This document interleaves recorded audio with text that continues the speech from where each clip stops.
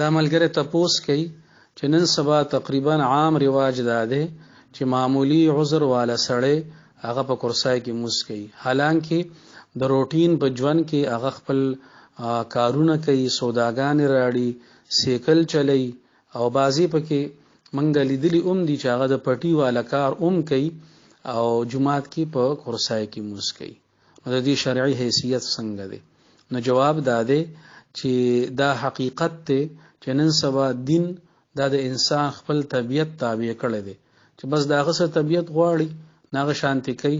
حالانکه نه چا سره کینی نه چا نه تپوس کوي چې زما دا عمل دا د شریعت مطابق دی او کنه دی. ترکمه پورې د کرسای کې د موس کول تعلق دی، نو کرسای کې موس کول د هغه کس د پاره جایز دی چې بغیر د کرسای نه هغه په هیڅ طریقه باندې موز نشي کوله. یو سړی قیام نشي کوله، رکوع نشي کوله، سجده نشي کوله، د هغه د پاره د ټولو نه افضل صورت دا دی چې هغه په ناس ته باندې منځو کې دا عاجزای ته نږدې ده، بندګۍ ته نږدې صورت حال دی. او کرسای کې هغه کس د پاره موز جایز دی چې هغه په غیر د کرسای نه په هیڅ طریقه باندې موز نشي کوله. په دې ځان خپو یول پکار دی او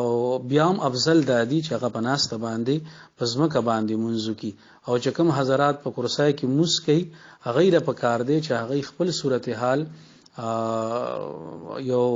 عالم ته پیش کی چې عالم ورله اجازت ورکی،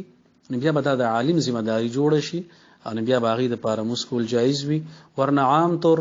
چې نور کارونه خو کولې شي، ناسته پاسته کولې شي او موس په کرسای کې کوي، نو خطر ده چې د اموز چرته ضایع نه وي روان، اسنه چې دې ځانو کړی امونځونه نه کیږي،